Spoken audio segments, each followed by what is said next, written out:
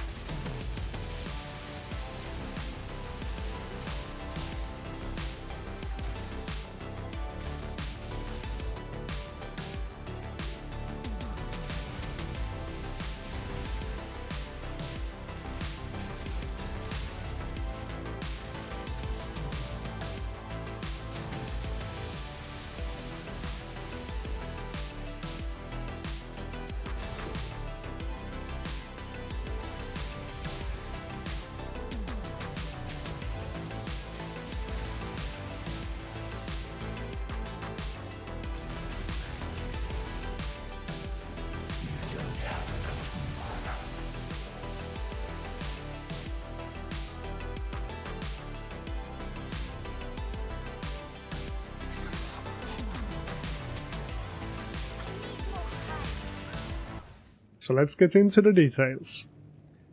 For the skills and support gems, we are using the Infernal Hound. This is from the Infernalist Ascendancy. And this is mainly to get a little bit better defenses, since we are using 100% of damage taken from mana before life, while also using mana as our resource to cast our skills. We can sometimes end up, when we proc a lot of cast on crits, to have pretty low mana. And the defenses of the build is not the best, I want to get that out there, but it's good enough. So for the Infernal Hound, we use Ramira's Requital, no idea how to pronounce it, but 10% of damage from hits is taken from a supported companion's life before us, and we also use Brutus Brain here, so the minion cannot be damaged and it cannot deal damage. So basically we have a 10% damage reduction while using the Hound. And then we have a Spellslinger. Spellslinger is coming from our wand. And in here we use Living Bomb. So Living Bomb we use to get fire infusions for our fireball. And we want to keep this at low level. Level 4 is the lowest you can get Living Bomb. We do get a bunch of plus levels from our global modifiers, but still try to keep it as low as possible because of the cost. And in here we use Overabundance 2, so we can have 2 of them instead of 1. Harmonic Remnants 2, so we can collect them from further away, but also have a chance to create an additional infusion. Energy Retention, so we have a chance to refund half the energy cost, and we also use Boundless Energy, so we get increased energy. And then we get Sigil of Power. This is from our secondary weapon set. And in here, we use Magnified Area 2, increased AoE. Prolonged Duration for more skill effect duration. Second Wind 2, so we can use it 2 times before it goes on cooldown. And then we use Cooldown Recovery 2 for increased cooldown recovery rate. And then we get Fireball. So Fireball is a pretty interesting skill, since you can infuse it with a fire infusion.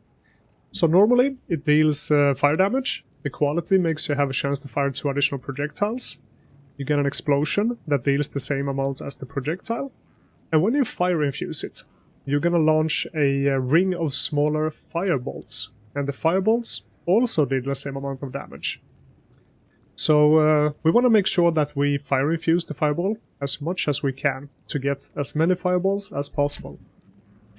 So in here we use Execute 3, and this is making us deal 30% more damage with hits while we are on low life. And if you look at our life bar, we are at low life. We also use Wild Shards 2 here. This gives us 25% chance to fire 8 additional projectiles in a circle.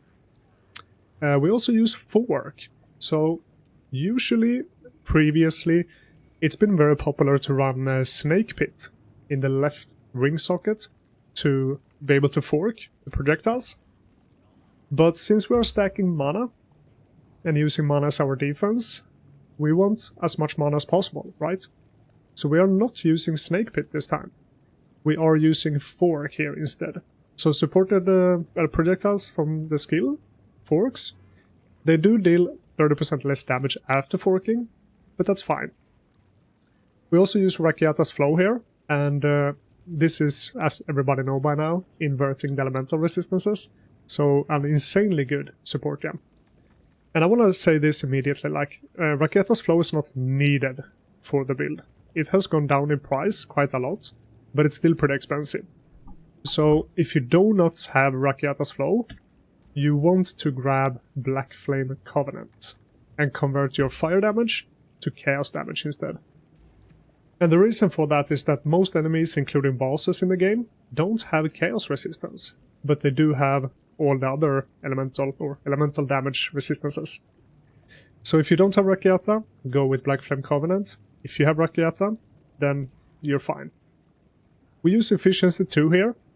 As you can see, we have 39 levels of Fireball, and the cost of Fireball is quite a lot on high level. Right now, with Efficiency 2, including some mana cost efficiency on rings and tree, it still costs us 685 mana to cast 1 Fireball. So we want to bring down the cost as much as possible, and that is why we use Efficiency 2 here. And then we get Cast on Critical. So Cast on Crit, most of you know by now that you generate energy when you crit, and when you get enough energy, you trigger the spells inside it. So here we run double fireballs, we run Efficiency 2 once again, Execute once again, and then we use Sion's Temper. So this is very similar to Wild Shards. It works the same, except that you can build up stacks of the Wild Shards here. So for every time you do not proc the Wild Shard, you have 20% increased chance to proc it. So it goes up to 5 times, which then is going to guarantee a Wild Shard. Reason why we use this here, instead of in the normal Fireball that we cast ourselves, is that we run double Fireball and Cast on Crit. They have, independent of each other, Wild Shards. So that is why we run this here. And then we get Ember Fusillade. So Ember Fusillade, we are only using this on bosses, not during mapping. And here we get Considered Casting for more damage, Deliberation for more damage, Concentrated Area for more damage, Fire Mastery to give it another level, and once again Efficiency 2 to bring down the cost. And we also use Charge Regulation, and this is to get our crit chance up. So in the tree, we use Infusion of Power. So we get a power charge every time we consume an elemental infusion, which we do consistently through Living Bomb and Fireball. So this is going to give us more critical hit chance when we have a power charge. And we use Mana Remnants. So we have a chance to create a Remnant or Infusion when we kill an enemy affected by ailments or when we critically hit. And this is very important, since once again we are taking 100% of damage from mana before life, and we also use mana as our resource to cast skills.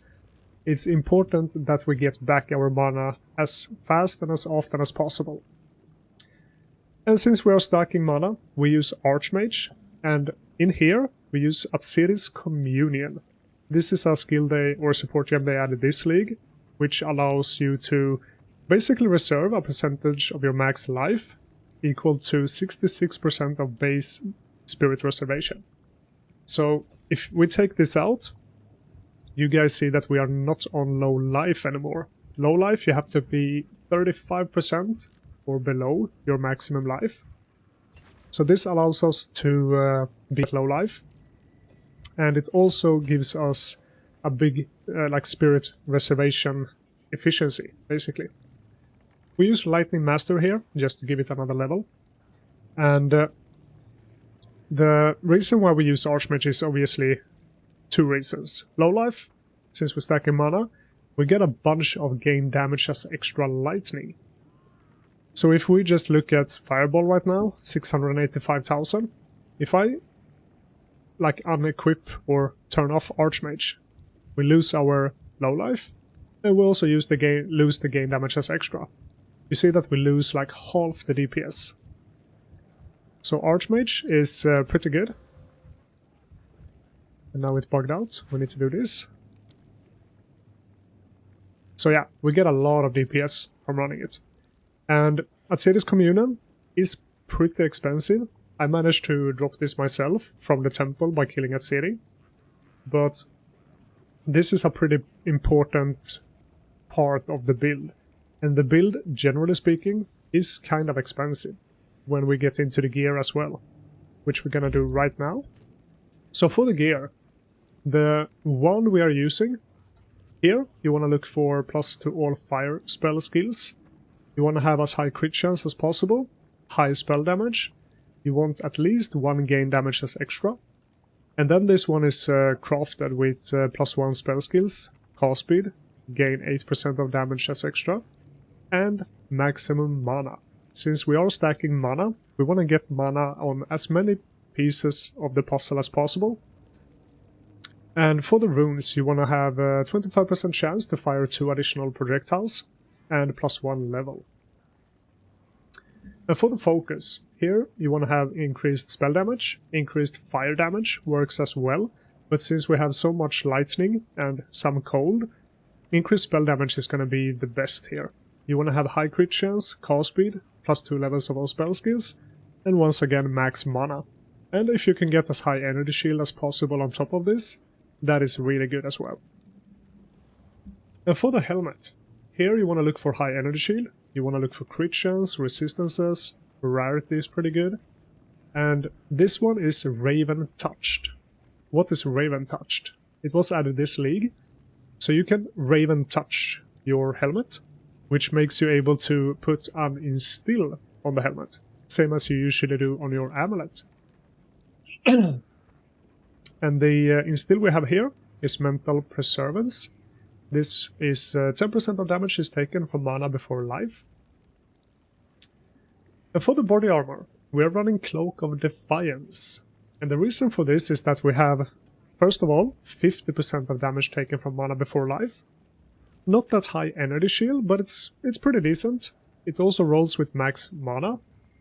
And the reason why we want to stack a lot of damage taken from mana before life and not take Mind Over Matter is because Mind Over Matter gives us 50% less mana recovery rate, which is pretty bad, since we want to get our mana back as fast as possible, as often as possible.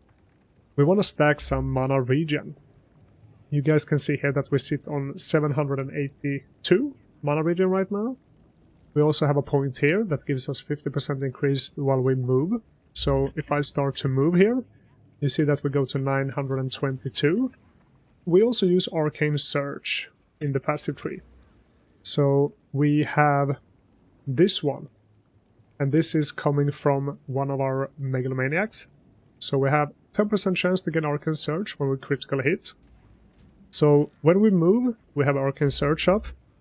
It's over 1000 mana per second, which means that we can literally cast a lot of fireballs and not lose that much mana, while also picking up a bunch of mana remnants. And for the rings, here you want to stack as much mana as possible, so max mana, increased max mana. Mana cost efficiency of spells is pretty important as well, since we mentioned earlier the cost is pretty high when you have so many extra levels as we do. If you can get rarity and cast speed, that is also really nice. So we have a similar ring here, same thing, mana cost efficiency, high mana, high max mana, percentage. Here we get some chaos res as well. And for the amulet, here you want to look for plus to all spell skills, increased spell damage, spirit, but most importantly is going to be the modifier you see here. So a percentage of to fire spell critical hit chance. Sorry. So last league we run this on a Blood Mage. Blood Mage makes the base crit chance of all the spells 15%, and the base crit chance of the fireball is only 7%, which means that we need to build a lot of crit chance to get it up to the break points that we want, which is around 90%. So having this one is increasing the base crit chance by 6.39%, which is almost bringing it up to 15%. So that is a really important modifier on the amulet itself. And here we have instilled Cooked for increased crit damage bonus. We do get reduced armor evasion and energy shield, but that is fine. We are not running any of it anyway, since we are stacking mana. And for the gloves, here it's also a new addition for this league. You can roll marksman modifiers, which allows you to get +2 levels of projectile skills on your glove. And both Fireball and Ember Fusillade has the projectile tag, which means that they are benefiting from these levels. You want to look for increased proj damage and proj speed. Increased crit damage bonus is really good. Otherwise, like rarity, resistances, and get as high energy shield as you can, because we are converting all our energy shield into mana. And in here we also use a Kurgal's Gaze, so we have 40% increased effect of Arcane Surge. As I mentioned before, we are using Arcane Surge to have a lot of mana recovery rate. So this one gives us 40% increased effect of the Arcane Surge itself. And for the boots, regular boots, you want to have a high energy shield, movement speed, resistances, the normal things. And then for the belt, so we are using a Mage Blood here. Mage Blood is very expensive. As I mentioned before, the build is pretty expensive to put together. You can play this on a lower budget, but it won't feel as good and it won't perform as good. So make sure that you have a decent budget to spend on this build if you decide to put it together. And the rolls we went for here is Quicksilver, double, so we have increased movement speed. And the reason for that is, since we are running low life, we have no energy shield, we don't have any stun threshold, or anything that we could bump up our stun threshold of or with. So we are running a Flesh Crucible that gives us unwavering stance. So we cannot be light stunned, which is really good, because since we don't have any stun threshold, we would have been light stunned literally all the time. But we cannot dodge roll or sprint. So that is why we went with double Quicksilver, so we can still move around pretty fast. Other than that, we went with Bismuth, so we have increased elemental resistances. Since we are stacking a lot of mana on rings, we are using a unique body armor. There aren't that many places that we can get resistances on, so Bismuth helps us cap our resistances. And then we went with gold for some increased rarity. And for the charms, you can run actually whatever you want here. We are running Spirit of the Owl, Rite of Passage, Freeze Charm, and we also use the Chaos Charm. We are not Chaos Resistance capped, which is why we use this one, to help a little bit if we take some Chaos damage. So for the passive tree, we are Infernalist. So we are grabbing Grinnen Immolation. So we become ignited when we deal a critical hit, take in 15% of our max life and energy shield as fire damage per second. Since we don't have any energy shield, we cannot take any percentage from that. And since we also take our 100% damage of mana from mana before life, we don't actually lose any life, which means that we have 50% more crit damage bonus pretty much all the time with very small downside. And as I mentioned before, we are grabbing the Hellhound for some extra defenses. We grab Altered Flesh, and then we go down to Baidat's Gaze. So Baidat's Gaze helps us reserve life to reach the low life breakpoint, and we also get +1 to max mana per 6 max life. And for the passive tree, we are grabbing a lot of crit damage nodes, but a lot of other good stuff as well.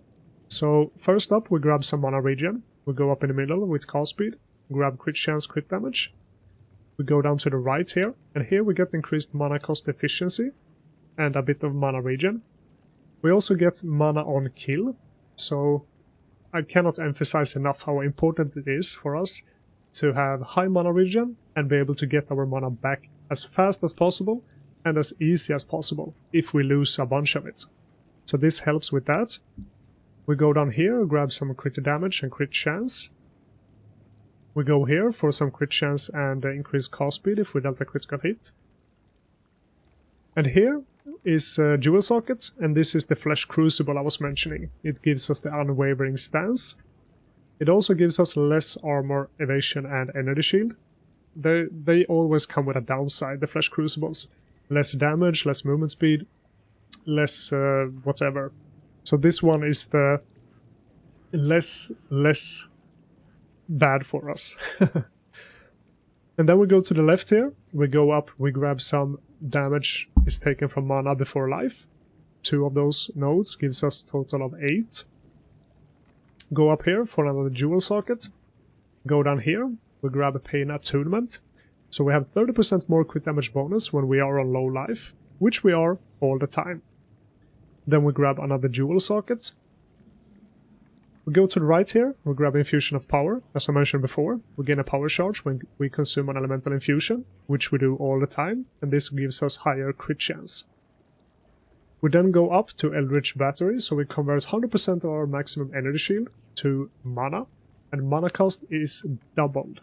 And that is one of the reasons we want to bring down the cost a lot, because it's doubled, and we also run so many plus levels that it gets kinda nuts if you don't have all these like reduction of the cost. We grab raw mana, so we get 8% increased mana cost. Sorry, 8% increased max mana, but we also get increased mana cost. We get Arcane Intensity, so we get 3% increased spell damage per 100 max mana. Since we are stacking mana, this gives us a pretty good spell damage increase. We get Ether Flow, so increased mana regen while we move. We go up here, grab some crit chance and crit damage. We go over here for some increased spell damage, projectile speed. But most importantly, we grab a chance to fire additional projectiles. So these gives us 16% in total, or 18. I'm really bad at math. We also grab those down here, which gives us a bunch of chance to fire additional projectiles. And if you guys remember, we run the 25% chance to fire additional projectiles in our wand as well. So that is why we very often fire multiple projectiles. Instead of 1, we almost every time fire 3 projectiles. Which is really nice. Damage output, more fireballs, more damage. Grab the jewel socket over here and path it down to the right. Grab some increased crit chance. We go down here. We grab 4% of damage is taken from mana before life, and here is 8. We go all the way down here for the jewel socket. Then we also path down to the left here. We are using a controlled metamorphosis with a large ring. The large ring allows us to grab Kite Runner for increased movement speed, proj speed, and proj damage. And also grabbing Conservative Casting, which gives us increased mana regen and increased mana cost efficiency. We can also grab Chakra of Thought, which is 8% of damage is taken from mana before life, and damage from mana. And then we also grab the crit damage and crit chance nodes here. So stacking all of these damage taken from mana before life that we have, including the instill that we have here, that I showed before, Mental Preservance, we are able to reach 103% damage taken from mana before life. As long as you reach 100, that is what you need. So for the jewels, you can start off with this one, Prism of Belief, plus 3 to fireballs. Go up here, this is our Heart of the Well. Here we have gain damage as extra cold, increased cast speed, and we also have +1 to max fire res. Reason why we went with that specific one is because of the ascendancy. So 20% of the lightning damage and cold damage we take are taken as fire damage instead. So getting another +1 maximum fire res helps us with defenses. We also have increased mana cost efficiency here. We get the Flesh Crucible, already showed this, Unwavering Stance. Up here, we also have a Voices. Voices is a new addition to this game, where you can allocate 2 Sinistral Jewel Sockets. They go from 2, 3, and 4. And that is why we have 2 jewels down here. And these are regular sapphires. We have increased crit chance, crit damage bonus. Here we have, once again, damage taken from mana before life. On this one we have crit damage bonus, we have elemental damage and crit chance. And yeah, we show the controlled metamorphosis, and down here we have Megalomaniac, which gives us the Inspiring Genius, which is the node up here, which makes us have increased mana regen, and we can have Arcane Surge. It also gives us Frazzled, which is once again increased mana regen rate, and also increased magnitude of shock, and it's the node down here. So overall, the build is pretty costly, but it's definitely worth it. It's a lot of fun to play, and it looks really cool, like a very visually pleasing build, and it performs hits hard, can do pretty much all content in the game. The defenses are lacking a little bit, but the damage definitely makes up for it. And yeah, if you decide to put this build together, the most important things will be that you have at least 100% of damage taken from mana before life, and that you are able to run low life. So yeah, I hope you guys will enjoy the build if you decide to test it out. I've been having a lot of fun on this build, and now it's gonna be time to move on to the next. So yeah, thank you so much for watching, and if you have any questions, let me know in the comments down below. I also want to mention that I'm streaming on Twitch every day, so if you have any questions regarding this or any of my other builds, or just want to chill and have a good time, you can come by. Thank you so much, until next time, take care.